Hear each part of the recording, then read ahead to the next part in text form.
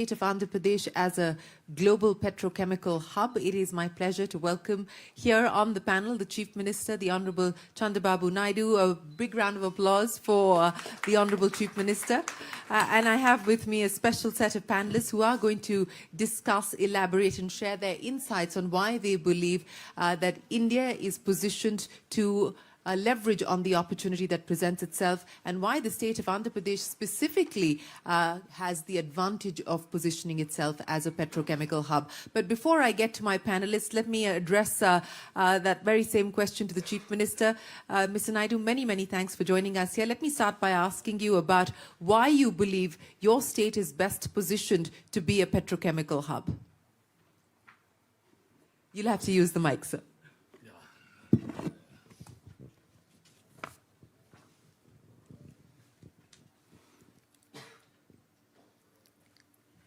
Good evening. As you rightly mentioned, there is a consistent growth in petrochemical, either utilization and downstream industries. It is continuously growing. India also is growing very fast. If you see as on today, fifth largest economy, third largest purchasing power parity.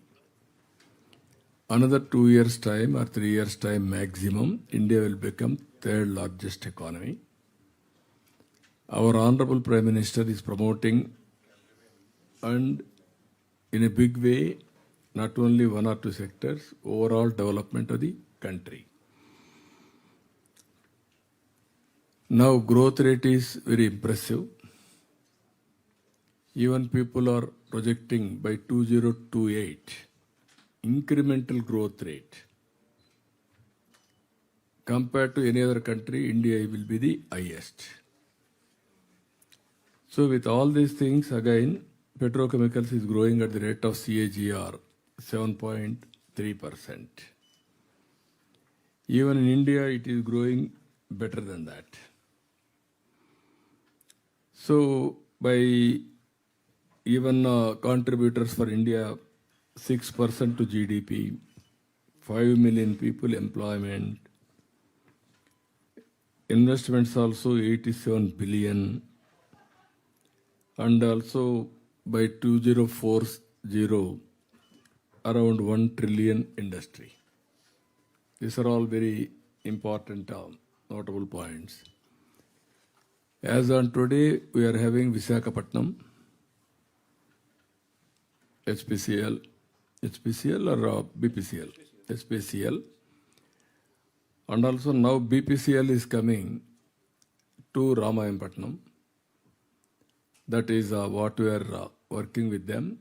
Already started, around 90,000 crores. And if they bring partners, it will be better than that. So if you can see in all round, petrochemical is inevitable. But sustainability, how to go for innovation, and also creativity, downstream industries, how far we can reach. We have to balance long term, short term. Some people may have some doubts about green energy is coming. Is there any impact? According to me, there won't be much impact. Parallelly, either green energy and also petrochemical will move forward. That is what is showing as on today. So that is where, for me, personal gain is employment, contribution to my GSDP, and also economy will boost. That is the work we are doing now. Once port BPCL is coming, then port will be viable. Then that port will become Ramayampatnam will become a township itself. We are having sea coast, nearly 1,000 kilometers. As on today, 5-6 good ports are there. Another 3 ports are under construction. This is where people are talking as on today green hydrogen. Then NTPC has come one step forward. Now nearly 1.87 lakh crores investment over a period of 7-8 years. And also Honorable PM has laid foundation and backward integration with green energy, that is solar, wind, pumped energy, everything. Here if you see, one is petrochemical, one is green energy downstream industries, green hydrogen. Andhra Pradesh is having 10 ports. For petrochemical, port is required. Green energy for export, again, port is required. So both are possible, as you rightly mentioned. Now there is a huge demand also we have to create. Green hydrogen, all these things. Now that is the future. For sustainability, we have to bring reforms in, I can say, fuel or energy. Earlier we were all talking, and also downstream industries, so many chemicals, and also other areas also. Now, as you rightly mentioned,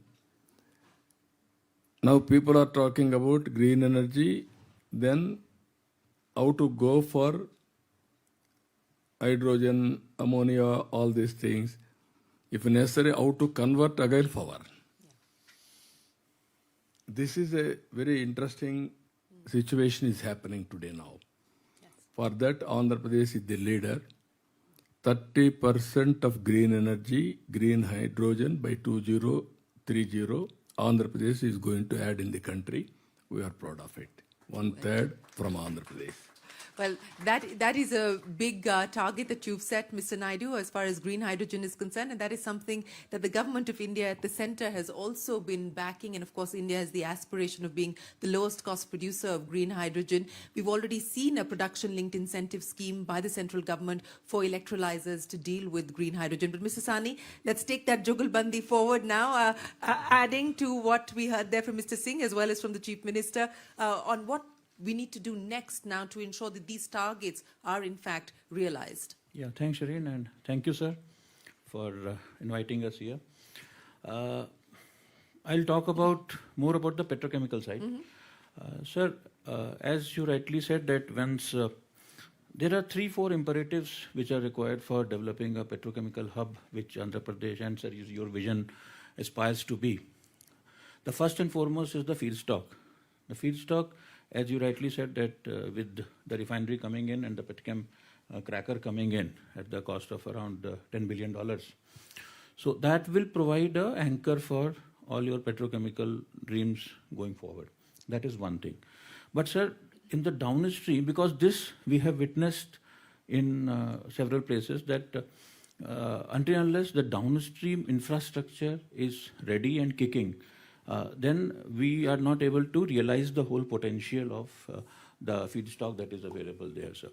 That is one. One is infrastructure in terms of roads, ports, which I am sure, sir, you are taking care of, and you have already mentioned that you will be having ample of them. The roads connecting to ports themselves, and those are all will be taken care. I am very sure, sir, with your visionary leadership, it will be done, sir. The other part is, sir, what is required is market. Once we go into downstream, then the downstream market has to be ready to receive those kind of products. And especially in southern India, we know the markets that around 20-25% of the petchem consumption happens in Andhra, Telangana, Tamil Nadu, and Karnataka. These are the 3-4 states wherein 20-25% of the consumption of petrochemical is happening, and we don't have any production capacity of petrochemicals downside of India's anywhere. Only MRPL is one small exception. Otherwise, that is Mangalore. So otherwise, we don't have many petrochemical industries downstream, but consumers are there. Right. So that is one. Plus, sir, for the vision, for realizing your vision of a petrochemical hub, a large kicking petrochemical hub, for example, whether it is Port of Antwerp or it is Zurang Island or Port of Houston. These are the 3 very good examples across the world which are developed as petrochemical hubs as you are envisioning, sir. So for that, sir, there is a need for having a anchor who is ready to provide the common facilities, the utilities, the effluent treatment plants, the power, the water, the treated water, the potable water, the light, the lightning, the area development, all those kind of common facilities. Somebody has to do it. But the dilemma here comes that when one person starts doing it or one company starts doing it, they are looking for the consumer also. So it's a conventional chicken and egg story. So for that, sir, I can only humbly suggest, sir, that when we move forward, we'll have to have a system wherein we will have to bring in a utility provider, maybe a couple of them or maybe more of them, and then we have to give them some assurance of offtake that yes, for the initial 5 years I will support you, or initial 7 years I will support you, and then with that assurance I go to the investors, because there will be n number of investors which will be required to come at the downstream. Just taking out, like putting up a $10 billion facility and hoping that something will happen, it will not happen, sir. We'll have to actively entice, we'll have to actively bring people there, and we'll have, and this is the biggest carrot that is there, that your utilities and your common facilities, you don't have to invest on them. You only have to give the OPEX. You only have to pay for the money that you use, and you will be ready to go. It's a kind of a plug and play kind of a system. That, in our experience, I have seen across various petrochemical hubs. That is the way it works. Maybe we can, going further, we can work on that. Thank you. Sir, you wanted to come in on that? No, as you rightly mentioned, always, petrochemical is one, or green energy, and at the same time creating market also. Then only it will be sustainable venture. Yeah. So that is where, as you rightly mentioned, for the last 15 years we are talking, we have stopped at one level. If you go to Singapore, that is one of the best Jurong island. They have done very well. We want to bring similar to India for the last 10 years. We are unable to bring as on today. So what has been the biggest deterrent?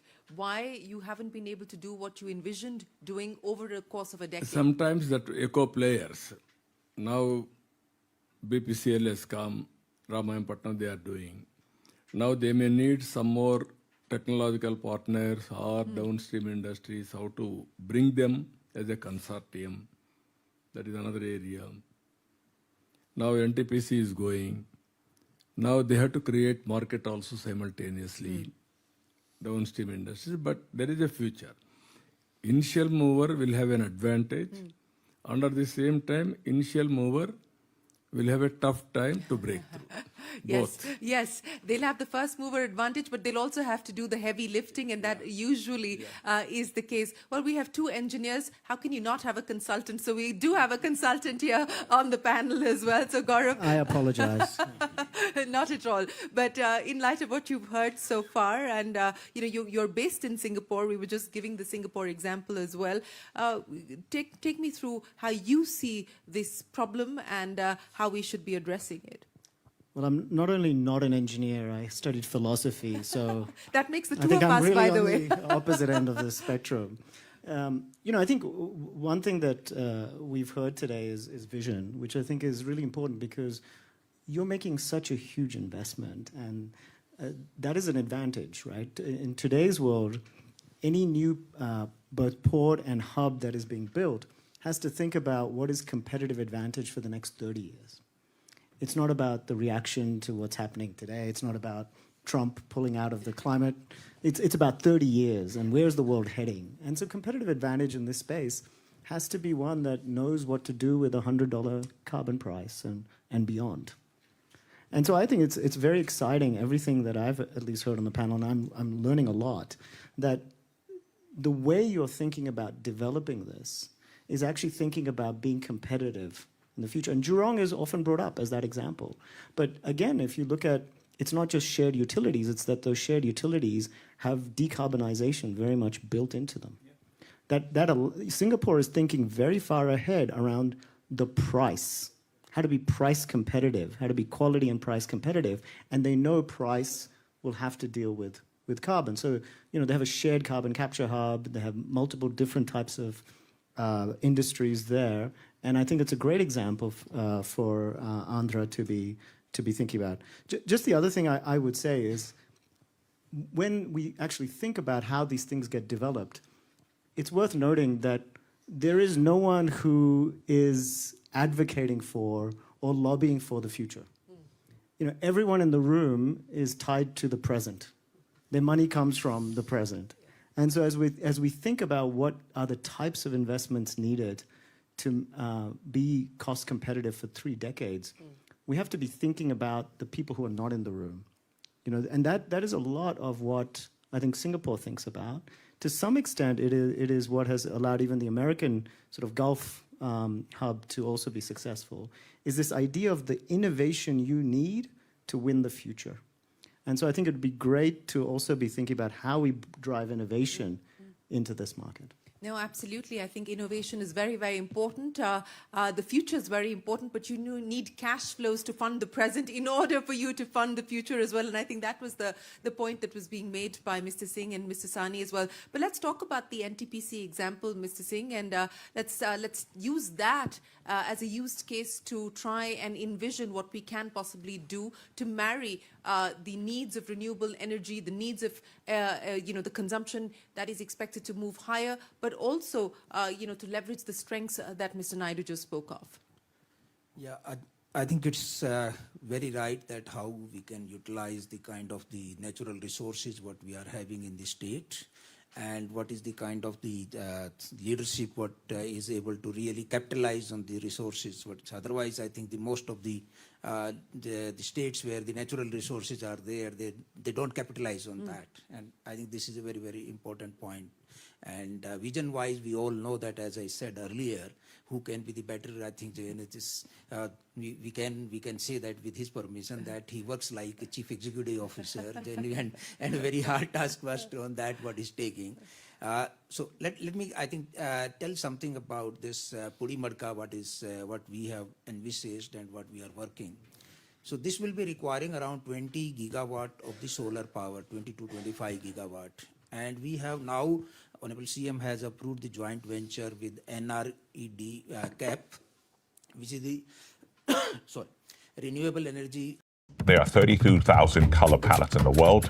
It's not just black or white. There are multiple ways to make sure that the world remains globalized. Over the past decade, we've seen a more fragmented world. Countries are more self-focused, internally oriented, which is somewhat against the many decades of multilateralism we have seen. The way supply chains are being rewired, the way trade flows are being rerouted, we're also seeing the rise in the kind of South-South trade corridor as a result of global trade diversification. Now, that doesn't necessarily mean globalization will change. Globalization will stay because the world is very, very intertwined. There's a role to be played by intermediaries. Standard Chartered tries to make connections. We believe in open, transparent, and a frictionless world where trade and payments can be effected freely. And I think the world needs to be more resilient, needs to be more diversified in its nature. It's timely for us to take more sensible global policy approaches.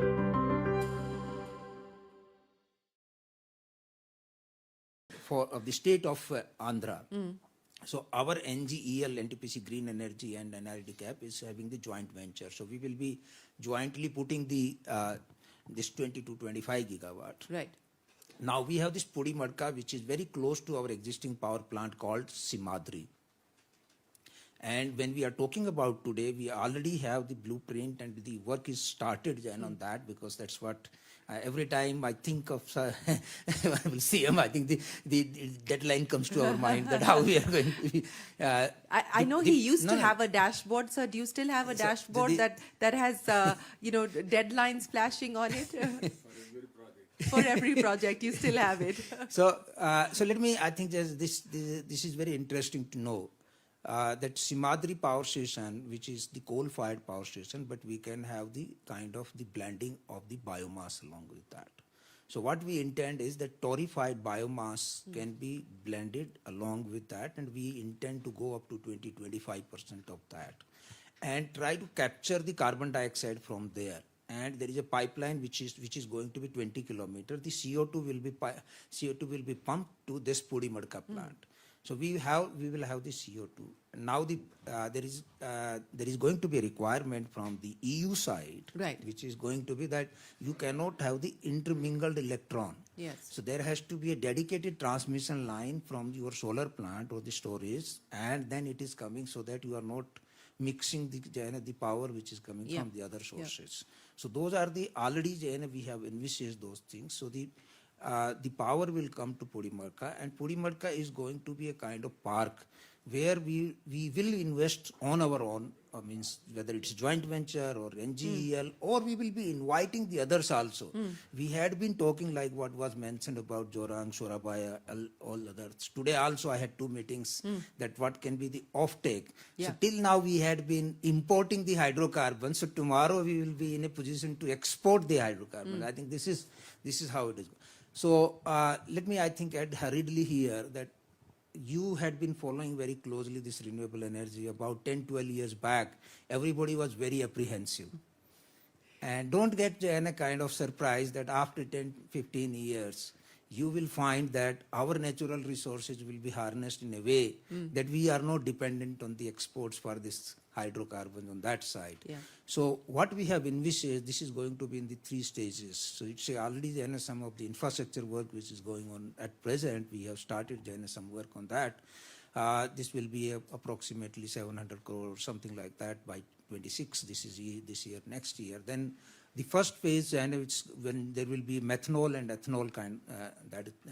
And then the real value addition will be coming from the sustainable aviation fuel and the green urea, which is not only this is the real downstream on that, which you can also, the agriculture will also be helped on a large way.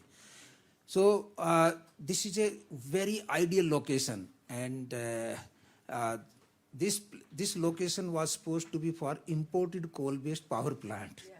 So which, with blessing from Honorable CM, we had been able to really convert this site, and the approval has been now given that it will be now the green hydrogen hub, and that will be instead of importing the coal, which is the carbon, we will be able to export from there. So that is what the vision is. And as it is very clearly that there will be many people who will be having apprehensions in their mind, but you will have to be optimistic. You will have to just go on along, and we are sure that what the revolution has come in the renewable energy in the form of the solar power, which is now even solar plus storage, 4 hours. Yes. We have bid for 3 rupees 52 paise. You would have been following that. Yes. So even with the 4-hour storage. So maybe I think this is going to prove to be a very, very powerful tool for the self-reliant India. So that is what I think Bharat ka jo Atmanirbharta jo hai, wo, Yes. I think that is what is going to be the key No, factor. Thank you. you gave us the context of what is happening on the renewable energy side. The government, of course, has a target of 500 gigawatts, and what we're being able to do currently is about between 25 to 30 gigawatts annually, and the hope is that we'll be able to get to 50 gigawatts soon. And plenty that's happened on that side as far as manufacturing in India is concerned, which has dropped prices significantly when we talk about energy. Mr. Naidu, you wanted to make a comment on what you heard there from Mr. Singh? No, I entirely agree with Singh. In green energy, green hydrogen, I am very happy to inform India is taking lead. People are talking. Now green hydrogen, they started, they are working. Even one more company, Greenco, they are back and they are having green energy. Now they are going for green hydrogen downstream, ammonia, other areas. Then people will think, where is the market?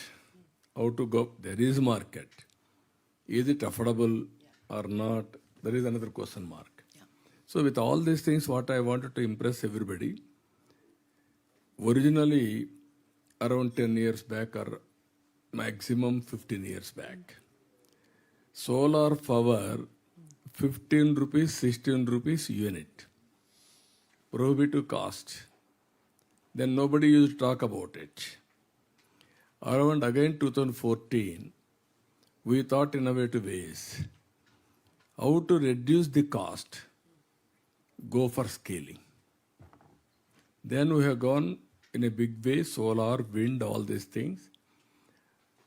Around 2018, I announced unit cost will come down around 1 rupee 50 paisa to 2 rupees.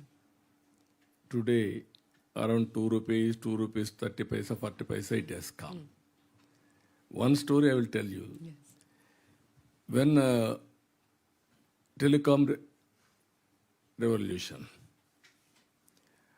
at that time I was responsible, I gave Vajpayee ji to go for deregulation of telecommunication sector in India. Then he agreed, he has deregulated, transformed the sector. At that time, ordinary phone, 20,000 rupees. Luxurious. Then I met Dhirubhai Ambani ji. I met him, I told him, technology is fast changing. As on today, news channels are coming. It will go to satellite. From there it is coming. Voice is coming through BSNL lines. Data is coming differently. Tomorrow, convergence is coming. All voice, video, or text, everything will come automatically. Bandwidth, if you see fiber, originally we used to use copper. People used to cut it and melt it and sell. That is more profitable. Now fiber has come. Because of fiber, there is no need to have any raw material. Only we have to ignite little power. Then he started this industry. Then he announced, at that time, $5 billion US. From 20,000 to 2,000 rupees it has come. Drastic reduction prices because of scaling and technology and manufacturing. That is how green hydrogen is a necessity. There is no other way. But how to reduce cost, how to create ecosystem, it is our duty for innovators to innovate. Well, how to reduce costs and how to get customers to pay is the other challenge that we have, and that we. No, that is what I'm saying. Sustainability. Yes, yes, absolutely. Short term, medium term, long term. Absolutely, Mrs. Sani. I'll give you closing comments now. To investors who are looking, both domestic as well as foreign investors, at the business case on why they should make these big ticket investments. What would you have to say to clear some of the doubts or some of the apprehensions that they may have? On two fronts, I can say energy, it has been covered primarily by Mr. Singh only, and energy also I can add that the way it is growing, the demand of the country way it is growing, by 2040 it is going to be double of the energy demand which we are seeing today. It's around 800 to 900 million tons of oil equivalent. It will be around 2,000 by 2040. So we can't survive with the kind of fossil and fuel dependence that we are having right now, where maybe it coal, maybe it be oil, maybe it is gas. It can't be there. So a substantial portion of all new energy has to come from the sustainable areas. And we are all working towards that. In fact, in our case, in Indian Oil, all my new projects which are coming, we are increasing our capacities by 20% or so, but all my new capacities are coming which will be powered by renewable energy only. We are not going to put up any captive energy plants for this, for fossil fired. So that is one part of it. The energy part is growing, it has to grow, and it has to go substantially on the sustainable basis. That is one.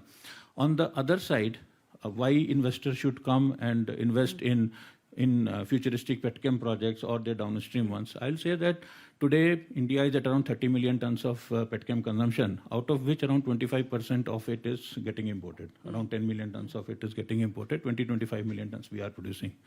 Going forward, by 2040, we will be seeing at least 2.5 to 3 times more consumption in India, with the kind of GDP, sir, as was telling, the kind of GDP growth, kind of urbanization, kind of middle class earning power, kind of standards of living improvement, sort of healthcare improvement, all this is adding to petchem consumption. So it is going up to 70 to 80 million tons by 2040. So if we are not putting up capacities here, we will be, you can imagine how much dependence it will be there on the imported petchem. And then we will be like paying for it. So this is imperative. Every investor has to, like whoever is there in the oil and gas business, it's a very decent hedge that we have to have for our production.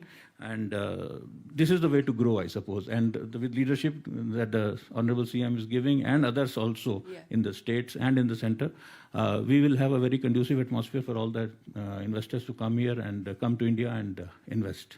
Gaurav, Thank you. Closing comments from you. Well, I've seen the Honorable CM's aspirations before on IT, and it's what's amazing about it is it's not about winning the domestic market. It's not about being the best state in India. It's about being the best. And I think this brings us back to this idea of how does the hub be competitive globally, right? And I think with in 2027. Chemicals will be part of the carbon adjustment mechanism in Europe. I mean, they haven't announced it, but they've certainly hinted at it. And so I think when you talk about customers and affordability, that purchasing is coming down the line, and to be ready for that market by saying we're both low cost and we're carbon, low carbon, is an enormous opportunity for India to take actual global leadership on this. Mr. Naidu, I'll give you the closing comments, sir, the final say, your pitch to investors who are looking at the state of Andhra Pradesh and specifically at the petchem sector. I entirely agree with all speakers. Sustainability, short term, medium term, long term. Sustainability with environment link also is important. Petrochemical, being a petrochemical man, IOC, is using green energy. That is a reality. Whenever it is affordable, is using. Whenever there is a must, is going for petrochemical. Now, recent times, you have seen Silicon Valley. There is no water. Environmental imbalance. Because of that fire, how much loss? 4 lakh crores. Now, because of environment, cloud bursting. At a place, 30 centimeters, 40 centimeters. That is another problem. For all these things, you cannot misuse nature. You have to protect nature. For everything, there is some price. We have to correct that price, right time. Then it will be a win-win situation. That is what is happening now. Even Paris Agreement, all these things. Everything is a matter of time. Yes. Originally, everybody used to heckle me when I used to talk about information technology. Today, everybody is linked with information technology. Otherwise, he cannot perform. So it is which is good. Phase 1, which is the next, it is a matter of time. And also we have to work in that direction. It is a reality. Petrochemical has to go. Green energy has to come. Both has to manage simultaneously for transition period. That is my assessment. Well, thank you very much, Mr. Naidu. We hope that the sun does rise on the ambition and the aspiration of making Andhra Pradesh a petrochemical hub. But appreciate your time and your thoughts. And my many thanks to the... Not only petrochemical hub. Green hydrogen hub also. Green hydrogen hub also. For sustainability, be clear. Not only one. Both managing simultaneously. Absolutely. We need a symbiotic relationship. But thank you so much, gentlemen, for joining us here today. And thank you very much for giving us an insight into where things stand for the market, but more importantly, what the future looks like. Appreciate your time. Ladies and gentlemen, a big round of applause for our panel this afternoon.